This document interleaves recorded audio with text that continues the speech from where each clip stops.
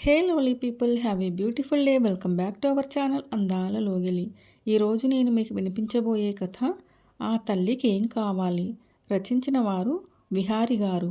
ఇక కథలోకి వెళ్తే, దోసిట్లో అమృతం పోసినట్లుగా ఉంది నాగరత్నంకి. మనసు ఆనందంతో పొంగిపోతోంది. ఇవాళ మంగళవారం, శుక్రవారం నాటికి వచ్చేస్తారట. గురుస్వామి ఉత్తరం రాశాడు. వాడు, భార్య రాధమ్మ, పిల్లలు వెంకట్, వైదేహి వస్తున్నారు. మనవడు, మనవరాలు. తాను చూసినప్పుడు వాళ్ళు 4, 2 తరగతులు చదువుతున్నారు. ఇప్పుడు 9, 7 తరగతుల్లోకి వచ్చారట. ఏది, వాడొచ్చి వెళ్ళటమే ఏ ఏడాదికో ఒకసారి. క్రితంసారి ఏణ్ణర్థం క్రితం వచ్చాడు. తనకు చాలా జాగ్రత్తలు చెప్పాడు. పెద్ద కొడుకు కదా మరి. అమ్మా, నేను మళ్ళీ మళ్ళీ చెప్తున్నానని ఏమీ అనుకోకు. ఒక్కదాన్ని ఈ పూటకేం చేసుకుంటానులే అని ఇలకరుచుకు పడుకోకు. నీ ఆరోగ్యం చాలా ముఖ్యం. రాధ మరీ మరీ చెప్పమన్నది. రాత్రిళ్ళు ఆ తినే టిఫిన్ బద్దకించి చేసుకోకుండా పూటలు గడపొద్దని, వంట్లో ఏమాత్రం నలతగా ఉన్నా డాక్టర్కి చూపించుకు.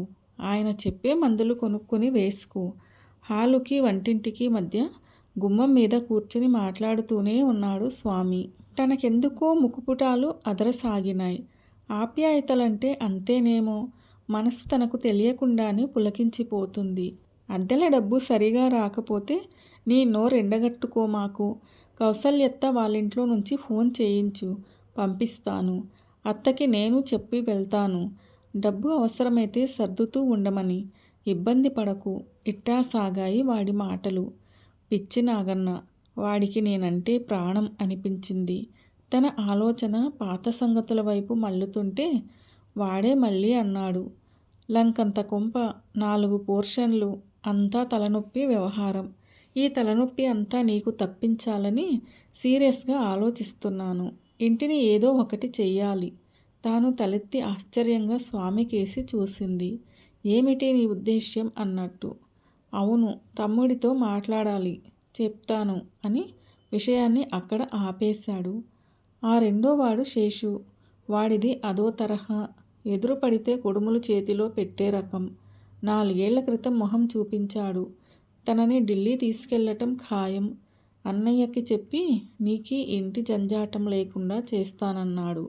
ఏది, ఇవాల్టి వరకు తిరిగి చూసిన పాపాన పోలేదు. వాడి భార్య రమణి సరే సరి. మాటకి ముందు మాకు 3 ఆడపిల్లలు, వీళ్ళని గడపలు దాటించేసరికి మా పనైపోతుంది అని ఒకటే నిర్వేదం కుమ్మరిస్తుంది. ఊళ్ళంబడి తిరగాలంటే అయ్యే పనే అత్తయ్య. దూరాభారం. ఇల్లు కదలకుండానే దేశ రాజధానిలో బతుకు దుర్భరంగా ఉంది. ఒక్కసారి ఈ పిల్లలకేమన్నా కావాలని ఏ కరోల్ బాగో పోయొచ్చేసరికి వేలకు వేలైపోతాయి. మళ్ళీ కొనేవన్నీ పేవ్మెంట్ మార్కెట్ సర్కే అని తన ఘోష చెప్పుకొస్తుంది. వాళ్ళని చూసి 4 ఏళ్లయింది అనుకుంది నాగరత్నం. స్వామి ఉత్తరాన్ని మళ్ళీ చదువుకుంది. పక్కింట్లో సందడి కుదిపింది. ఆ ఇల్లే కౌసల్య వాళ్ళది. ఇవాళ ఉదయం నుంచి సందడిగానే ఉంది. కౌసల్యకి ఈ విషయం చెప్పినట్లుగా ఉంటుందనుకుని వీధి తలుపు తాళం వేసి కదిలింది నాగరత్నం. కౌసల్య వాళ్ళ ఇల్లంతా కోలాహలంగా ఉంది. కౌసల్య కొడుకు, కోడలు విజయ్, మహేశ్వరి, వాళ్ళ 2 పిల్లలు అశోక్, ఆనంద్, కూతురు అల్లుడు కరుణ, సుధాకర్, వాళ్ళ పిల్లలు రాణి, వాణి తెల్లవారుతుండగా అమెరికా నుంచి దిగారు. నాగరత్నం వచ్చేసరికి వాకింగ్లు, జాగింగ్లు అయినాయట. జ్యూసులు తాగుతున్నారు. పలకరింపులు, పరామర్శలు అయినాయి. సుధాకర్ అన్నాడు, మా అత్తయ్య గారు చెప్తూ ఉంటారు, మీ చేతి కాఫీ అద్భుతమట కదా. నాకు కాఫీ చాలా ఇష్టమాంటీ, మీరు చేసివ్వకూడదు అని. అతని కలుపుగోలుతనానికి ఆనందపడింది నాగరత్నం. కౌసల్య కూడా, ఇవ్వదినా, డికాషన్ రెడీ అంటూ ఆమెని కిచెన్లోకి ఆహ్వానించింది. కబుర్లు సాగుతుండగానే ఒక్కొక్కరు స్నానాలు పూర్తి చేశారు. ఈలోగా కౌసల్య, నాగరత్నం కలిసి టిఫిన్ తయారు చేసే కార్యక్రమంలో పడ్డారు. ఉత్సాహంగా ఒకరి మీద ఒకరు జోక్స్ వేసుకుంటూ టిఫిన్ చేస్తున్నారు. విప్పారిన కళ్ళతో పిల్లల్ని, 2 జంటల్ని చూస్తూ కూర్చుంది నాగరత్నం. ఆనందం, ఆరోగ్యం కుప్పపోసినట్లనిపించింది. ఆహ్లాదంగా ఉంది వాతావరణం. ఇప్పుడే ఈయన డుంబు అమ్మ నీ పెసరట్టు, ఉప్మాల్లాంటి వాటితో యుఎస్ తిరిగి వెళ్ళేసరికి ఓ గాడ్ మా ఇంటి దర్వాజాలు మార్చుకోవాల్సి వస్తుంది అంది కరుణ. అవునవును అన్నారు రాణి. అందరూ నవ్వారు. భార్యాపిల్లల వైపు గుర్రుగా చూశాడు సుధాకర్. అసలు పుట్టిల్లు, ఆ పైన అగ్రెసివ్. కరుణకి కరుణంటే తెలియకుండా పెంచారత్తయ్య అన్నాడు సుధాకర్. అయినా తన కూతుళ్ళని మా సిస్టర్ ఎలా పెంచుతుందో అర్థం కావడం లేదా? చూడు, నీ కూతుళ్ళు పట్టి పరికిణి జాకెట్లలో తెలుగుదనాన్ని విరబూయిస్తున్నారు. కరుణ క్రెడిటే కదా అన్నాడు విజయ్. అదంతా వాళ్ళ అమ్మమ్మ ముచ్చటలేండి అన్నది మహేశ్వరి. టిఫిన్లు అవుతుండగా చెప్పారు కరుణ, మహేశ్వరి. ఒక జంట అత్తగారింటికి కర్నూలు, ఒక జంట అమ్మగారింటికి కరీంనగరు. అప్పుడే బయలుదేరుతున్నట్టు, తిరిగి ఆ మర్నాడే వచ్చేస్తున్నట్టు. అదేమిటి, అక్కడింకో 4 రోజులుండి రావచ్చు గదర్రా అన్నది పక్క గదిలోని ముసలావిడ. ఆవిడ కౌసల్య తల్లి. 80 ఏళ్ళావిడ. పైగా పక్షవాతం. ఆమెకి కౌసల్య ఒక్కతే కూతురు. కొడుకులు లేరు. ఆమె సంరక్షణ బాధ్యత అంతా కౌసల్యదే. ఆమె ఆ ఇంట్లో చిన్న పెద్ద అందరికీ అమ్మమ్మే. అది కాదులే అమ్మమ్మ, పిల్లలు మేము కూడా అత్తయ్య దగ్గరే ఎక్కువ రోజులు ఉండాలనుకున్నాం అన్నది మహేశ్వరి. బాగుంది, సంతోషం. మీ వీలును బట్టి చూసుకోండి అన్నదావిడ. ఎంత ముచ్చటగా ఉంది వాతావరణం అనుకుంది నాగరత్నం. వాళ్ళందర్నీ అలా చూస్తూ ఆ కేరింతల్ని చల్లని మాటల్ని వింటుంటే ఆమె కడుపు నిండిపోయినట్లయింది. అవ్యక్త మధుర భావాలు మనసుని ముప్పిరిగొన్నాయి. కార్లు బయలుదేరి వెళ్ళినాయి. 10 గంటలు కొట్టింది గడియారం. తల్లికి క్షణం ఆగి చెప్పింది. అన్నట్టు మా స్వామి పిల్లలు శుక్రవారం వస్తున్నారు. అది చెబుదామనే వచ్చిందసలు. అట్టాగా, బాగుంది అన్నది ముసలావిడ. కౌసల్య అదే మాట అన్నది. హాల్లో ఫోన్ మ్రోగింది. లేచి వెళ్ళి చూసింది కౌసల్య. నీకే రత్నం, అబ్బాయి స్వామి అని పిలిచింది. నాగరత్నం రిసీవర్ అందుకుంది. త్వరగా మారసాగాయేమో ముఖ కవలికలు. కౌసల్య పరీక్షగా చూస్తూ నిలబడింది. మాటలు అయినాయి. ఫోన్ పెట్టేసి దీర్ఘంగా నిట్టూర్చింది నాగరత్నం. ఆమె కళ్ళల్లో నిరాశ. నేనేమో పిల్లల్లో అనుకుంటూ వాళ్ళ కోసం మొహం వాచి కూర్చుంటాను. వాళ్ళేమో ఇది వరస అని ఆగి తల వంచుకుని ఈసారి తప్పకుండా వస్తారని ఆశపడ్డాను. రాధమ్మని పిల్లల్ని తీసుకురావటం లేదట, అది వార్త అన్నది. కౌసల్య ముసలావిడ కూడా నిట్టూర్చారు. వాతావరణం గంభీరంగా మారింది. ఎవరి ఆలోచనల్లో వాళ్ళు పడ్డారు. కాఫీలు తాగారు. లోకాభిరామాయణం సాగింది. ఆ తర్వాత కౌసల్య పిల్లలు తెచ్చిన అమెరికా వస్తువులు చూపింది నాగరత్నంకి. కౌసల్య మోకాళ్ళ నొప్పులని స్పాండిలైటిస్ అని చీలో వేసుకుని కూర్చునే సీటు లాంటి జాకెట్ ఏదో తెచ్చింది కోడలు. ముసలావిడకి రజాయి లాంటిది తెచ్చారు. కిచెన్లోకి ఒక మైక్రోవేవ్, DVD ప్లేయర్ కూడా తీసుకువచ్చారు. నాగరత్నం ఆలోచనల్లో కౌసల్య సంతానం, సంసారం, ఆమె పొందుతున్న ఆనందం ఇవే వలయాలు సృష్టిస్తున్నాయి. వారికి ఈమె పట్ల ఉన్న ప్రేమానురాగాలు, గౌరవం, ఈమెకి వారి పట్ల గల వాత్సల్యం అన్నీ వారి మాటల్లో చేతల్లో ప్రతిఫలించిన తీరుకి నాగరత్నం చాలా చలించింది. పిల్లలంతా రత్నమాణిక్యాలు, అదృష్టం అనుకుంది. ఆ వెంటనే ఎన్ని పనులున్నా సరే డిసెంబర్ వచ్చిందంటే ప్రతి ఏడు ఇండియా వచ్చేస్తారు వీళ్ళ కోసం. అభిమానం, ప్రేమ అంటే అలా ఉండాలి అని అనుకుంది. ఆ రాత్రి నాగరత్నంకి కలత నిద్రతోనే గడిచింది. కొడుకులు, కోడళ్ళు, పిల్లల గురించిన ఆలోచనలే సాగుతున్నాయి నాగరత్నంకి. బతికినంతకాలం ఈ ఇంటి కాపలా తప్పదా అనే దిగులు ఎక్కువ అవుతోంది. స్వామి అన్నట్టు ఇంటిని ఏదో ఒకటి చేసేస్తే, ఈ ఊహ కూడా ఆమెని చలింపజేస్తోంది. ఇది తమ కష్టార్జితం. పిల్లల్ని పెంచినట్లే అంచెలంచెలుగా తాను, భర్త కష్టపడి వృద్ధి చేశారు దీన్ని. ముందు స్థలం, ఆ తర్వాత 4 గదులు ఇల్లు, ఆ తర్వాత ముందు వెనుక 2 గదులు, ఆ తర్వాత మరో వరుసగా 4 గదులు. ఇలా పెంచిన తమ శ్రమ ఫలితం ఇది అనిపించింది. నాగరత్నం తలుపుల్ని భంగపరుస్తూ వచ్చాడు లాయర్. బోర్లో అసలు నీళ్లు రావడం లేదు మేడం. దాన్ని అర్జెంటుగా బాగు చేయించాలి. ఈలోగా ట్యాంకర్ తెప్పించాలి. ఆయన పక్కగా ఇతర వాటాల వాళ్ళు ఉన్నారు. బోర్ పని అనేసరికి గుండెల్లో గాలం పడింది. గతంలోని అనుభవాలు, కష్టాలు గుర్తుకొచ్చాయి. క్షణాల్లోనే తెప్పరిల్లి, సరే ఏం చేస్తాం, ట్యాంకర్ చెప్పండి, కొంచెం మీరే ఆ మెకానిక్ పిలిపించండి, చూపిద్దాం అన్నది. వాళ్ళు వెళ్ళిపోయారు. ఆమె అలాగే కూర్చుండిపోయింది. ఈ ఇంటికి ఏదన్నా రిపేర్ వచ్చిందంటే చాలు తనకి టెన్షన్. ఈ సమస్యలన్నీ తన నెత్తికి కొట్టి కొడుకులిద్దరూ చెరో నగరం పోయి కూర్చున్నారు. విసుగొచ్చింది నాగరత్నంకి. తల తిరుగుతున్నట్లు అనిపించింది. కళ్ళు మూసుకుని పడుకుంది. సాయంత్రం వరకు తగ్గలేదు. వీధి చివరే డాక్టరు. వెళ్ళి చూపించుకుంది. బీపీ అన్నాడు. టాబ్లెట్స్ రాసిచ్చాడు. కొని వేసుకుంది. తలుపు దగ్గరకేసి పడుకుంది. కౌసల్య వచ్చి లేపితే లేచింది. జరిగిందంతా చెప్పింది నాగరత్నం. తిండి తిప్పలు లేకుండా పడుకుంటే ఎట్టా, నీరసం రాదు అని మందలించి తనతో తీసుకెళ్ళింది కౌసల్య. తమ పిల్లలు ఉన్నన్నాళ్ళు తన ఇంట్లోనే ఉందువుగాని అని బట్టల బ్యాగు తీసుకుని కదిలింది. నాగరత్నంకి ఆ ఆదరణకి కళ్ళు చెమ్మగిల్లినాయి. ఇంటికి రాగానే ఇంత మజ్జిగ అన్నం రసం తాగించింది. ప్రాణం లేచి వచ్చినట్లయింది నాగరత్నంకి. హాల్లో పెద్దవాళ్ళు పిల్లలు కలిసి కేరంలో మునిగి తేలుతున్నారు. కౌసల్యతో కిచెన్లోకి కదిలింది నాగరత్నం. అటు వాళ్ళకి ఇటు వీళ్ళకి హాలు కిచెను రెండు సమయస్ఫురణ లేకుండా చేసినాయి. ఆ వాతావరణం ఇంటికే శోభని కూర్చుతుంటే ఆ శోభ నాగరత్నం కళ్ళల్లో మెరుస్తోంది.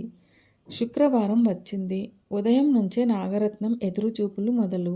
7 గంటలకల్లా రావలసిన స్వామి 10 అయినా రాలేదు. ట్రైన్ లేట్ అవుతుందనుకుంటూ వంట మొదలెట్టింది. అన్నం వండి స్వామికిష్టమైన దొండకాయ వేపుడు, వంకాయ కొత్తిమీర కలిపి పచ్చడి చేసి సాంబారు పెట్టింది. వేడి వేడిగా అప్పుడే వేసి ఇవ్వవచ్చని అప్పడాలు తీసి పక్కన పెట్టుకుంది. పెరుగు తోడుకుందో లేదో చూసింది. అమ్మ మనసులా వెన్నతో కలగలిసి మీగడ కట్టి గడ్డగా తోడుకుని ఉంది పెరుగు. తృప్తిగా ఊపిరి పీల్చుకుని కూర్చుంది.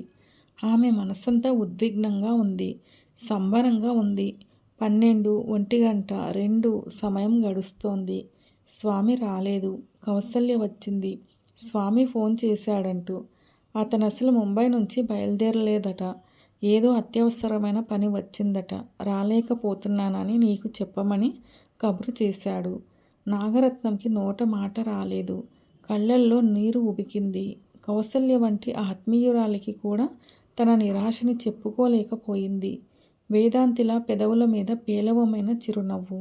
నాగరత్నం పరిస్థితిని కౌసల్య అర్థం చేసుకోగలదు. అందుకే ఆమెని తన ఇంటికే తీసుకువెళ్ళింది. పిల్లల్లో పిల్లగా కలిసిపోయి ఆనందంగా ఉంది నాగరత్నం. రోజులు క్షణాల్లా గడిచిపోయాయి. కౌసల్య సంతానం అమెరికా తిరిగి వెళ్ళిన మర్నాడు తన ఇంటికొచ్చింది నాగరత్నం. ఇంట్లోనూ ఆమె మనసులోనూ మామూలు వెలితి. ఆ నెలాఖరుకు ముంబై నుంచి స్వామి, ఢిల్లీ నుంచి శేషు ఒకేసారి ఊడిపడ్డారు. చాలా పరిణామాలు వెంటనే సంభవించాయి. ఇల్లు బిల్డర్కిచ్చేశారు డెవలప్మెంట్ కోసం. ఒప్పందం కాగితాల మీద సంతకాలు పెట్టమన్న చోటల్లా పెట్టేసింది నాగరత్నం. చూపుల్ని అడ్డుకున్న కన్నీటి తెరని తానే కష్టం మీద చెరుపుకుంది. అద్దెల వాళ్ళని ఖాళీ చేయించే బాధ్యత కూడా బిల్డరే తీసుకున్నాడు. ఆయనకి అంగబలము అర్థబలము రెండూ ఎక్కువే మరి. మొత్తం 24 అపార్ట్మెంట్లు వస్తాయి. తమకు 3 తీసుకున్నారు. స్వామి, శేషు, తాను ముగ్గురికి ఒక్కొక్కరికి ఒకటి. నాగరత్నంకి తాత్కాలికంగా దగ్గరలోని మరో ప్రాజెక్ట్ ఒక ఫ్లాట్ని ఇచ్చాడు బిల్డర్. ఆమె నివాసాన్ని అక్కడికి మార్చారు. కొడుకులే కావలసిన ఏర్పాట్లు చేశారు. ఆమె అకౌంట్లో 1,00,000 రూపాయలు వేసి చేతికొక 10,000 ఇచ్చారు. జాగ్రత్తలు చెప్పి ప్రాజెక్ట్ అయ్యే వరకు పర్యవేక్షణ చేసి చక్కగా తయారు చేయించే పూచీ ఆమెది. స్వామి, శేషు వెళ్ళిపోయారు. ఈ మార్పు వలన ఇప్పుడు కౌసల్యకి కూడా కొంచెం దూరమైంది నాగరత్నం. ఇదివరకటిలా రోజు కలుసుకునే అవకాశం లేకుండా పోయింది. ఈ బాధ్యతల నుంచి బంధాల నుంచి బయటపడాలని వాంఛిస్తున్న కొద్దీ అవి తనకి ఇంకా ఎక్కువగా చుట్టుకుపోవటం ఎంత చిత్రంగా జరుగుతుందో అర్థమైంది నాగరత్నంకి. ఈ బాధే ఆమెను కుంగదీయసాగింది. ఆమె మనసు పిల్లల సాన్నిహిత్యాన్ని తపించసాగింది. నెలలు గడుస్తున్నాయి. స్వామి అడపాదడపా వచ్చి బిల్డర్తో మాట్లాడుకుని వెళ్తున్నాడు. డబ్బు లావాదేవీల గురించి అతను చెప్పినా విని ఊరుకుంటుంది నాగరత్నం. తల్లికి సలహాలిచ్చి వెళ్తున్నాడు స్వామి. నాగరత్నంకి పగలు బిల్డింగ్ పనులతోనూ నిద్రలేని రాత్రుళ్ళు ఆలోచనలతోనూ గడుస్తున్నాయి. అపార్ట్మెంట్లు తయారైనాయి. దంపతులిద్దరూ వచ్చి హడావిడిగా గృహప్రవేశం అయిపోయిందనిపించి ఆ మర్నాడే తిరిగి వెళ్ళిపోయారు. ఆ 2 ఫ్లాట్స్ని అద్దెకు ఇచ్చుకున్నారు. రమణి ఇక మీ స్వంత ఫ్లాట్‌లో మీరు ఏ చింత లేకుండా హాయిగా ఉండండత్తయ్య అంటే, రాధమ్మేమో ఫ్లాట్‌లో అన్ని సౌకర్యాలు ఉన్నాయి. ఫోను వచ్చింది. ఆరోగ్యం జాగ్రత్తగా చూసుకుంటూ ఉండండత్తయ్య అంది. మాట వరుసకి కూడా తనని తమతో రమ్మనలేదు. ఏ కోడలు కూడా. కొడుకులు ఆ ప్రస్తావన తేలేదు. ఈ వ్యథే నాగరత్నంని కుంగదీయసాగాయి. ఆ రోజు పగలల్లా చివరలందని తలపులతోనే గడిపింది నాగరత్నం. పిల్లల మధ్య బతకాలనే కోరిక తీరే దారి కనపడకపోవడంతో ఒంటరితనం ఆమెని బాధిస్తోంది, వేధిస్తోంది. రాత్రి 8 దాటింది. ఢిల్లీకి ఫోన్ చేసింది.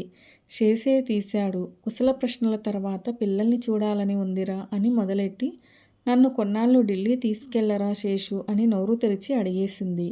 తల్లి కన్నీళ్లు పెట్టుకుంటున్న వైనం శేషుకు తెలుస్తూనే ఉంది.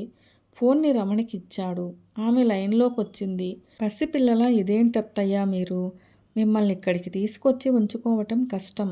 మేమా రాలేము. ఆ విషయం వదిలేసి హాయిగా ఉండండి అని ఫోన్ పెట్టేసింది. కలత చెందిన గుండె చాలాసేపు కన్నీరు వర్షించింది. 10 గంటలయ్యింది. స్వామికి ఫోన్ చేసింది నాగరత్నం.